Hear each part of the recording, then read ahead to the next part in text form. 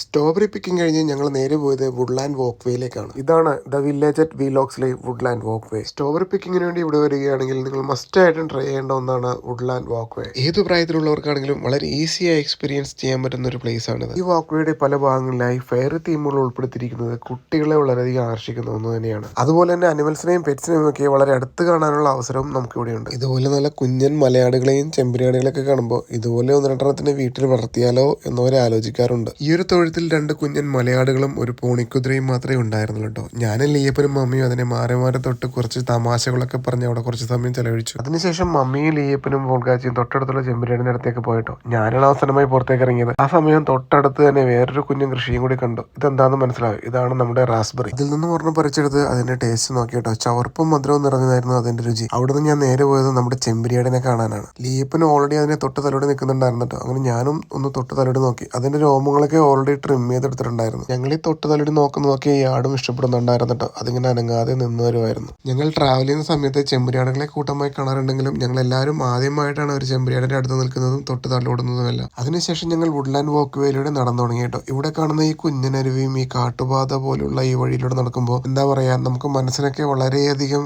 സമാധാന സന്തോഷം ലഭിക്കുന്ന ഒരു പ്രതീതിയാണ് നമുക്ക് ഇവിടെ നിന്ന് ലഭിക്കുന്നത്. അയ്യപ്പൻ പൂപറിച്ച ഈ ഒരു സ്ഥലത്ത് വെച്ച് നല്ല അടിപൊളി വെള്ള കുഞ്ഞൻ കാട്ടുമുയലിനെ കാണാൻ സാധിച്ചിട്ടോ. ആ മുയലിനെ പെട്ടെന്ന് കണ്ടതുകൊണ്ടും വേഗത്തിൽ പോയതുകൊണ്ടും നമുക്ക് വീഡിയോയിൽ പകർത്താൻ സാധിച്ചില്ല. അതുപോലെ തന്നെ ഈ അരുവിയിലേക്ക് നോക്കുമ്പോൾ കുറച്ച് വലിയ മീനുകളെയും കാണാൻ സാധിച്ചു. ഇതുകൊണ്ട് പ്രകൃതിയുടെ ഒരു കസേര. അതിനുശേഷം ഞങ്ങൾ നേരെ പോയത് കോഫി ഷോപ്പിന്റെ പുറകിലുള്ള ട്രേസിസ് കോട്ടേജ് ഗാർഡൻ ഷോപ്പിലേക്കാണ്. ഇതൊരു ആന്റിക് ഫീൽ കിട്ടുന്ന ഹാൻഡ് ക്രാഫ്റ്റഡ് പ്രൊഡക്റ്റുകൾ അവൈലബിൾ ആയിട്ടുള്ള ഒരു ഷോപ്പാണ്. അതിനുശേഷം ഞങ്ങൾ നേരെ പോയത് കോഫി ഷോപ്പിലേക്കാണ്. ഐസ്ക്രീം വാങ്ങുക എന്നതായിരുന്നു മെയിൻ ഉദ്ദേശം. ഇവിടെ വരുമ്പോൾ നമ്മൾ മസ്റ്റായിട്ടും ട്രൈ ചെയ്യേണ്ട ഒന്നാണ് സ്ട്രോബെറി ജാമും സ്ട്രോബെറി ഐസ്ക്രീം. ഈ കാണുന്ന ആപ്പിൾ ജ്യൂസ് ആപ്പിൾ ഫാമിൽ നിന്ന് നേരിട്ട് വരുന്നതാണ്.